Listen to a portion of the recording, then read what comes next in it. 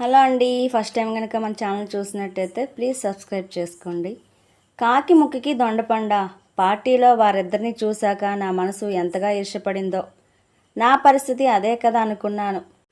అక్కడ రఘురామ్ కాకైతే వాడి భార్య దొండపండు, ఇక్కడ నేను దొండపండు అయితే నా భార్య కాకి. ఎంతో మన్మధుడిలా ఉండే నాకు ఓ మోస్తరు అందం ఉన్న అమ్మాయి మాత్రమే భారీగా వచ్చింది. అందులోనూ నల్లటి తుమ్మముద్దని కట్టుకున్నందుకు మనసంతా పాడైపోయింది. ఆలోచిస్తుంటే పిచ్చెక్కిపోతుంది. ఎంతైనా తల్లిదండ్రుల్ని అనాలి. సంబంధం చూసేటప్పుడు నాలాంటి అందగాడికి తగ్గ అమ్మాయిని చూడాలన్న ఇంకిత జ్ఞానం వాళ్ళకు లేనందుకు నా అంతట నేనే నచ్చిన అమ్మాయిని చేసుకోలేక కాదు. అలా చేసుకుంటే మా వాడు మా పరువు తీసేశాడని కాకిగోల చేసేవారు. వారి పెద్దరికానికి కొంచెం గౌరవం ఇచ్చినందుకేగా నా జీవితంతో ఆడుకున్నారు. పెళ్లి చూపుల్లో అమ్మాయి నాకు నచ్చకపోయినా 10 ఎకరాల పంట పొలం, 10 లక్షల కట్నం, 100 కాసుల బంగారం ఇస్తున్నారని ఆశపడి నన్ను ఈ పెళ్లికి బలవంతంగా ఒప్పించారు. నాకు నా బ్యాంకు ఉద్యోగం తప్పించి వెనకేమీ ఆస్తిపాసులేమీ లేకపోవడంతో తలూపక తప్పలేదు. మనసు ఏడుస్తున్నా నవ్వు ముఖంతో తాళి కడుతుంటే తల వంచుకొని కట్టించుకుంటున్న నా భార్య ముఖంలో ఎంత వెలుగు వెలిగిందో. నాలాంటి అందగాడు తనకి భర్తయ్యాడంటే ఆమె మనసంతా పండగేగా మరి. కాకి ముక్కుకి దొండపండు దొరికాడు అంటూ మా పెళ్ళైన రోజు ఎవరో అనుకోవడం వినిపించినప్పటి నుంచి మరీ బురదలో కాలేసానేమో అనిపించింది నా మనసుకు. బురద అయితే కడుక్కొని వదిలించుకోవచ్చు, కానీ జీవితాంతం వదిలించుకోలేని వివాహ బంధమైపోయింది నా భార్య. ఏదో యాంత్రికంగా ఆమెతో సంసార జీవనం సాగిస్తున్నాను కానీ నాలో ఏ కోసానా తృప్తి అంటూ లేదు. తెల్లగా మిసమిసలాడుతూ చక్కని కనుముక్కు తీరు, పొందికైన ఒంటు తీరుతో ఏ ఆడవాళ్ళు కనిపించినా నాలో ఏదో ఇన్ఫీరియారిటీ కాంప్లెక్స్ చోటు చేసుకుంటుంది. అలాంటి అందమైన అమ్మాయిని నేను భారీగా పొందలేకపోయానే అని. జరిగిందంతా జరిగిపోయింది. చేసేదేమీ లేక నా భార్యతోనే కాపురం చేస్తున్నా. నిజానికి నా భార్య నలుపు అన్నమాటే కానీ తనలో అన్ని లక్షణాలు ఉన్నాయి. పల్లెటూరు పిల్ల కావడం వల్ల ఇంటిని చక్కబెట్టుకుంటూ రుచికరమైన వంటలు చేస్తూ నాకు సమయానికి అవసరమయ్యే అన్ని పనులు చక్కబెడుతుంది. పడక విషయంలో భార్యతో దాంపత్య జీవనం యాంత్రికంగా సాగిస్తున్నా. పడక గదిలో పడుకున్నానే గాని మనసంతా రఘురాం భార్య మీదే ఉంది. ఆమె గనుక నాకు భారీగా రాసి ఉంటే జీవితాంతం స్వర్గంలో విహరించేవాడినేమో. ఆమెను చూసినప్పటి నుంచి నా కళ్ళల్లోనే మెదులుతుంది. మనసంతగా ఇష్టపడింది ఆమెను. ఎంతో లావణ్యం సంతరించుకున్న ఆమె అసలు రఘురాం గాడిని ఎలా కట్టుకుందో. నాకైతే వాడి అదృష్టానికి కుళ్ళి కుళ్ళి ఏడవాలనుంది. ఎంతో పుణ్యం చేసుకుంటేనే అలాంటి భామలు భార్యలుగా దొరుకుతారేమో. వాడు చేసుకున్న పుణ్యమేమిటో నేను చేసిన పాపమేమిటో నాకు అర్థం కావడం లేదు. నా భార్య నా పక్కకు వచ్చి ఎప్పుడు పడుకుందో కూడా గమనించలేదు. ఆమె ఆలోచనలతో కళ్ళు మూసుకున్నానే గాని రెప్పల చాటున అందాల రాసి అందమే దోబూచులాడుతుంది. ఆమెను చూసిన మొదటిసారే నా గుండెకేమైందో తెలియదు, పదే పదే గుర్తుకొస్తుంది. నాలో కోరిక బలంగా పెరుగుతుంటే రఘురాం భార్యను ఎలా వలపన్నాలో తెలియడం లేదు. ఆలోచిస్తుంటే టక్కున గుర్తొచ్చింది. అన్నట్లు రఘురాం సస్పెండ్ అయ్యాడు. ఎంక్వైరీ కూడా అయిపోయింది. నేనే ఎంక్వైరీ రిపోర్ట్ సబ్మిట్ చేయాలి. దీనిని నేను ఎందుకు ఉపయోగించుకోకూడదు? ఆ ఆలోచన రాగానే నాలో చిన్న ఆశ తొడిగింది. ప్రయత్నం చేస్తే చూడాలి అతను ఏమంటాడో. మర్నాడు ఆదివారం కావడంతో రఘురాంకి ఫోన్ చేసి నీతో చిన్న పని ఉంది, బయట ఎక్కడైనా కలుద్దామా అని అడిగాను. బ్యాంక్ అధికారిని కావడంతో రమ్మన్నదే తడువుగా రావటానికి వినయంగా రెడీ అయ్యాడు. నా ప్లాన్ సఫలీకృతం అయ్యేలా రఘురాంని మంచి మాటలతో బుట్టలో పడేయాలి అనుకుంటూ ఎన్ని గంటలకు ఫలానా రెస్టారెంట్కి రమ్మని చెప్పాను. నేను చెప్పినట్లుగానే ఉదయం 10 అయ్యేసరికి తాజ్ రెస్టారెంట్ దగ్గర నా కోసం నిరీక్షిస్తున్నాడు. అతన్ని అలా చూడగానే నేను అడగబోయే కోరికకు అతను ఎలా రియాక్ట్ అవుతాడోనని గుబులు నన్ను కొద్దిగా ఆవరించకపోలేదు. అయినా నేను స్థిరంగా ఉండాలనే గట్టి తలంపుతో నా కోరికను సడలించదలుచుకోలేదు. 2 కాఫీ ఆర్డర్ ఇచ్చాను. సర్వర్ తెచ్చిన కాఫీ కప్పును అతని వైపు తోస్తూ ఆఫర్ చేశాను. నా ఎదుట అలా కూర్చోవడం అతనికి ఇబ్బందిగా ఉన్నట్టుంది. పర్లేదులే, నాతో ఇక్కడ కాస్త ఫ్రీగా ఉండొచ్చు అంటూ భుజం తట్టాను. ఉద్యోగరీత్యా ఆ విషయం ఈ విషయం మాట్లాడుతూ అతనిని త్వరగా సస్పెన్షన్ నుంచి తప్పించే పూచీ నాదని చెప్పాను. నా వైపు ఎంతో కృతజ్ఞతగా చూశాడు. అయితే నీ ఒక మాట ఇవ్వాలి నాకు అంటూనే విచక్షణ కోల్పోయిన ఏ భర్తని అడగకూడని కోరికను అడిగేశాను. రఘురాం విస్తుపోయాడు. ఆ మాట అడిగినందుకు వెంటనే నా చెంప చెల్లుమనిపించినందుకు నేను విస్తుపోయాను. నా పాడు కోరికకు వెర్రిమొహం వేశాడు. అతన్నలా చూశాక నాలో పూర్తి ధైర్యం వచ్చింది. నాకు తెలుసు, నన్ను చంపేస్తాననో నరికేస్తాననో ఇలాంటి మాటలు నాపై ప్రయోగించలేడని. నా అవసరం రఘురాంకి ఎంతైనా ఉంది. మరేమనుకున్నాడో ఏమో. నాకు 2 రోజులు టైం ఇవ్వండి. నా భార్యను ఒప్పించాలి కదా. గొంతు పెగిల్చుకొని ఎలాగైతేనే సగం మాట ఇచ్చాడు ఆ రోజుకి. సరే రఘురాం, 2 రోజులు కాకపోతే వారం రోజులు తీసుకోవచ్చు. ఆదివారం నాటికైనా నాకు గ్రీన్ సిగ్నల్ ఇవ్వాలి. అప్పుడే నువ్వు సస్పెన్షన్ నుండి రీజాయినింగ్ ఏర్పాట్లు త్వరగా చేయగలను అంటూ కండిషన్ పెట్టాను. సమాధానంగా తల ఊపనట్టు అక్కడ నుండి కదిలి వెళ్ళిపోయాడు. అలా వెళ్తున్న రఘురాంని చూస్తుంటే మనసంతా ఆనందం అల్లుకుపోయింది.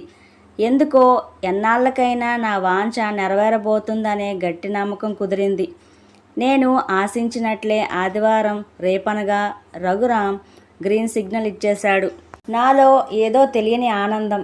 అయితే తన భార్య చిన్న షరతు పెట్టిందట. తాను ఆ పనికి ఒప్పుకోవాలంటే ఆ ఇంటి గడపను దాటి కాలు బయట పెట్టదట. వారింటికే వచ్చి గుట్టుగా వ్యవహారం చక్కబెట్టుకోమని చెప్పిందట. ఆ మాట వింటూనే నా ఊహలకు రెక్కలొచ్చి స్వర్గం చుట్టి వచ్చినట్లు ఫీల్ అయ్యాను. నన్ను నేను గిల్లుకొని చూసుకున్నాను. ఇంత చటుక్కున పనవుతుందని నేను అనుకోలేదు. లోపల ఉబికి వస్తున్న ఆత్రాన్ని ఆపుకుంటూ, సరేలేవోయ్, మీ ఆవిడ నా కోరిక తీరుస్తాననడమే మహాభాగ్యం. మీ ఆవిడ చెప్పినట్లుగా మీ ఇంటికే రేపు వస్తాను అనేశాను.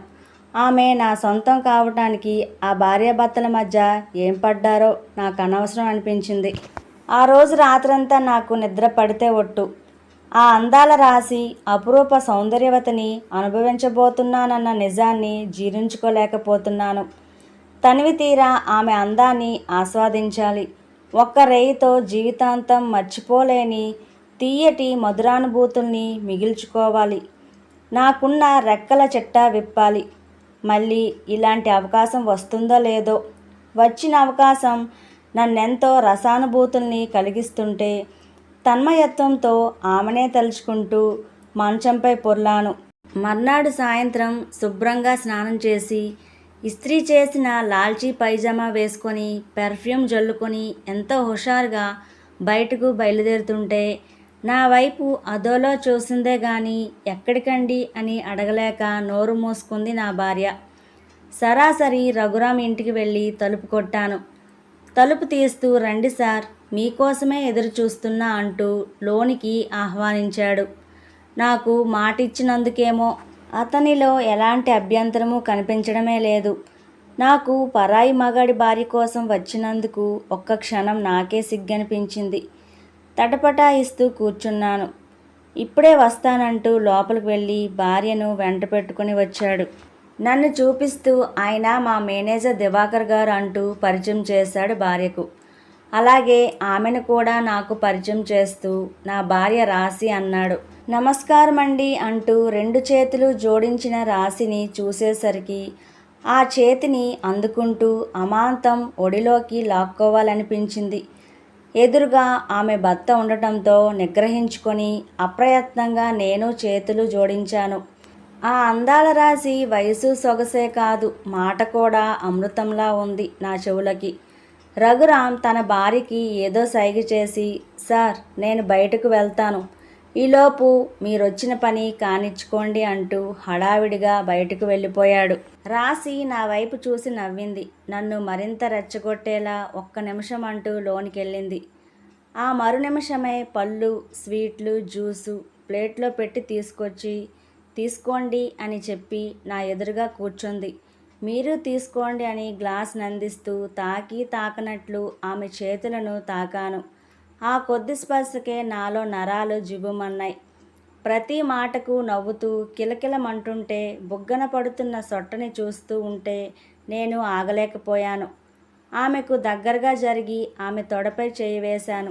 అప్పుడే అంత తొందరెందుకు అంటూ నా చేయిని పక్కకు తీసి పైకి లేచింది. ఉండండి అంటూ బెడ్రూంలోనికి దారితీసింది. 2 నిమిషాలు ఆగి చూసి ఇక ఆగలేక ఆమె వెళ్ళిన పడక గదిలోనికి నేను అడుగు పెట్టాను. తాను బాత్రూంలో ఉన్నట్టుంది. నీళ్ల శబ్దం వినిపిస్తుంది. ఇంతలో సెల్ ఫోన్ మోగడంతో తుల్లిపడ్డాను. కొద్దిగా ఫోన్ చూస్తారా? మా వారు వదిలేసినట్టున్నారు. బాత్రూం తలుపు కొద్దిగా వారగా తీసి మొహం బయటకు పెట్టి గోముగా అడిగింది. మొహం కడుక్కుంటున్నట్లుగా ఉంది. సబ్బు నొరగతో ఉన్న ఆమె మొహం మబ్బుల్లో నుంచి తొంగి చూస్తున్న చందమామలా ఉంది. నేను వెంటనే సెల్ ఫోన్ అందుకున్నాను. ఫోన్ స్క్రీన్పై డాక్టర్ శేఖర్ అనే పేరు చూసి తటపటాయిస్తూ కాల్ రిసీవ్ చేసుకున్నాను. అవతల నుంచి ఒరేయ్ రఘురామ్ అంటూ డాక్టర్ మాటలు పూర్తిగా విన్నాక నాలో ఏదో అసక్తత. అంతటి సుందరాంగి విషవలయంలో చిక్కుకుందనే వేదన. ఇదంతా నమ్మబుద్ధి కాలేదు. కానీ ఆ మాటలు ఆ డాక్టర్ నోటి నుంచి నేరుగా వినిపించిన ఓ భయంకరమైన సత్యం. మనసంతా ఒకటే అలజడి. అక్కడిక ఉండి ఏ ప్రయోజనమూ లేదనిపించింది. బాత్రూం వైపు చూశాను. నీళ్ల శబ్దం వినిపిస్తూనే ఉంది. నెమ్మదిగా అడుగు వేసుకుంటూ అక్కడి నుంచి బయటపడ్డాను. కార్ స్టార్ట్ చేశాను. ఎలా డ్రైవ్ చేశానో, ఎలా ఇంటికి వచ్చి మంచం మీద పడ్డానో నాకే తెలియదు. మైండ్ బ్లాక్ అయింది. తెల్లారింది. రాత్రంతా నిద్ర పట్టలేదేమో. తెల్లవారుజామున నిద్ర పట్టింది. బద్ధకంగా లేచి పెరట్లోకి వెళ్ళాను. ఏదో కూని రాగం తీసుకుంటూ అంట్లు తోముతుంది నా భార్య. ఎప్పుడూ లేనిది ఆ రాగం కూడా తీయగానే అనిపించింది నాకు. ఎందుకో ఒక చెవి అటేసి వింటున్న నన్ను చూసి, లేచారా? ఇప్పుడే వెళ్ళి కాఫీ తెస్తాను. ఈ పని మనిషి చెప్పా పెట్టకుండా ఈరోజు మానేసింది. మీరింకా లేవలేదని ఈ పని పెట్టుకున్నా అంటూ కంగారు పడింది. పర్లేదు, నువ్వు నీ పని కానియ్యు, నేనింకా పళ్ళు తోముకోవాలి అని చెప్పి బ్రష్ అందుకుంటూ మరోసారి నా భార్యను చూశాను. నీరెండకి మొహం మీద పడుతున్న చెమటను తుడుచుకుంటూ గబగబా గిన్నెలు కడిగేస్తుంది. ఒంగొని ఉన్న తన నడుమొంపుని చూసి ఎంతో పొందికగా ఉందనిపించింది. మనసారా తనివి తీరా చూశాను. నల్లగా ఉందని ఏనాడు అంత పట్టింపుగా నా భార్యను చూసెరగను. ఏదో ముక్తసరిగా చీకట్లో ఆమెతో సంసారం చేయడం తప్పించి ఎప్పుడూ ఏదో పని చేసుకుంటేనే చిన్న కూనిరాగం తీసుకుంటూ భర్తే సర్వస్వం అనుకునే ఆడవాళ్ళలో నా భార్య కూడా సగటు మనిషి. అందుకేనేమో ఆరోగ్యంగా ఉంది. ఒద్దికగా పొదుపుగా సంసారం చేసుకుంటూ తన మాంగళ్య బలానికి పూజలు పునస్కారాలు చేసుకోవడమే కానీ నన్ను ఒక్క మాట అనడం కానీ సాధించడం కానీ ఎప్పుడు విని ఎరగను. తన సాన్నిహిత్యాన్ని ఇష్టాన్ని నిర్లక్ష్యం చేశాను. అందం అనేది మానసికమైనది కానీ బాహ్యమైనది కాదని విన్నాను, చదివాను. అయినా ఇన్నాళ్ళు నన్ను మార్చలేకపోయాయి. సమయానికి డాక్టర్ నుంచి ఫోన్ వచ్చింది కాబట్టి సరిపోయింది. లేదంటే క్షణికావేశంతో నిన్న ఆమెతో కలిసిపోయి ఉంటే నా గతి ఎలా మారేదో. బహుశా నా భార్య చేసుకున్న పుణ్యఫలమే నన్ను అలా కాపాడి ఉంటుంది. కాఫీ అందిస్తున్న నా భార్య కళ్ళల్లోకి మొదటిసారిగా అనురాగంతో చూస్తూ అనుకున్నాను, ఇంట్లో కమలాన్ని పెట్టుకొని బురదలో కాలేయబోయానని. రాశితో గడుపుదాం అనుకున్న ముచ్చట్లన్నీ నా భార్యను చూస్తుంటే తీర్చుకోవాలనిపిస్తుంది ఇప్పుడు. నా మనసుకు పట్టిన చేడంతా వదిలిపోయినట్లు, అమావాస్య కాస్త పున్నమి వెన్నెల్లా మారిపోయినట్లు ఏదో అనుభూతి నాలో. ఆ రాత్రి నాలోని కొత్త కోరికల్ని పసిగట్టి తనలో స్వర్గాన్ని చూపిస్తుంది నా భార్య. ఆ రోజు మొదలు ప్రతి రేయిలోనూ ఏదో కొత్తదనం పుడుతూనే ఉంది. మళ్ళీ కొన్నాళ్లకు కొడుకు పుట్టినరోజు ఫంక్షన్లో రఘురామ్తో పాటు అతని భార్య రాశి కూడా కనిపించింది. రోజు కనిపించే రఘురామ్ ఎదుటే బుర్ర ఎత్తుకోలేక చూస్తుంటే అతని భార్య కూడా ఎదురవడంతో మొహం చాటేశాను. ఆమె తలంపుకొస్తే ఇప్పుడు ఎలా ఉందో అనుకునేవాడిని. కానీ మందులు వాడుతున్నట్టుంది. చూడ్డానికి బాగానే ఉందనిపించింది. ఆమెలో ఎలాంటి మార్పు లేదు. ఈసారి ఆమెను చూసినా కానీ ఎందుకో నాలో ఎలాంటి చలనము వాంఛ కనిపించలేదు. నాకే ఏదో తప్పు చేసిన ఫీలింగ్. వారి ముందు నుంచి తప్పించుకొని వెళ్ళిపోదాం అనుకుంటుండగా వారిద్దరూ నా దగ్గరకు రానే వచ్చారు. బాగున్నారా అడిగింది రాశి. హా అంటూ ముక్తసరిగా సమాధానమిచ్చాను. ఎందుకో నాకు ఆ తప్పును ఒప్పుకొని ఆ అపరాధ భావం నుంచి బయటపడదామనిపించింది. అలా అనిపించగానే మీ ఇద్దరూ నన్ను క్షమించాలి. ఆ రోజు మీ ఇంటికి నేను వచ్చి ఉండకూడదు. అలా మిమ్మల్ని ఆశించను కూడదు. తలదించుకొని నా తప్పును ఒప్పుకున్నాను. ఆ భార్యాభర్తలిద్దరూ నన్ను చూసి ముసిముసి నవ్వులు నవ్వుకున్నారు. వారలా ఎందుకు నవ్వుకున్నారో నాకు అర్థం కాలేదు గాని వారి కళ్ళల్లోకి సూటిగా చూడలేకపోయాను. సరే, మీరిక ఆ విషయం గురించి మర్చిపోండి అంటూ అక్కడి నుంచి కదిలి వెళ్ళిపోయారు. అలా వెళ్తున్న వారి వైపు పశ్చాత్తాపంతో చూశాను. వారి దృష్టిలో నేను ఎంతగా దిగజారిపోయి ఉంటానో, నా భార్యతో మాత్రమే సుఖానుభూతిని పొందుతున్నానంటే వారు నమ్మరేమో. నేనెందుకలా పరాయివాడి భార్య కోసం దిగజారాలని చూశానో నా పాడుబుద్ధికి నాకే అసహ్యం వేసింది. పార్టీ నుంచి ఇంటికి వెళ్ళడానికి బయలుదేరాను. కార్ పార్కింగ్ దగ్గర రఘురాం, అతని భార్య రాశి పగలబడి నవ్వుకుంటున్నారు. వారికి కనబడకుండా కారు చాటన నిల్చొని వారి మాటలు వింటున్నాను. మనల్ని మనం రక్షించుకోవడానికి మనం ఆడిన నాటకంతో పాపం మా మేనేజర్లో చాలా పరివర్తన వచ్చింది. ఇలాగైనా అతనిలో మార్పు తీసుకొచ్చి మంచి పని చేశామంటూ నవ్వుతూనే చెప్తున్నాడు రఘురాం. ఆ రోజు ఫోన్లో మీరు మాట్లాడిన మాటలు నిజంగా డాక్టర్ చెప్పినవే అనుకున్నాడు పాపం. అంతేకాదు, పార్టీలో నిజంగా నేను ఎయిడ్స్ రోగినేనని నా వైపు సానుభూతిగా చూస్తున్నాడు మీ మేనేజర్ అంటూ కిలకిలా నవ్వుతుంది రాశి. వారి మాటలు విన్నాక నా కళ్ళు బయర్లు కమ్మాయి.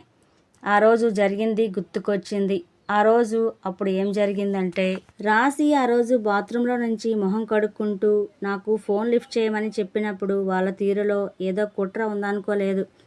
రాశి అందుకోమని చెప్పిన ఆ సెల్లో డాక్టర్ శేఖర్ పేరుతో రఘురాం నెంబరు ఫీడ్ చేసి ఉండటంతో నేను విన్న మాటలు నిజంగా డాక్టర్ గారివే అని నమ్మాను.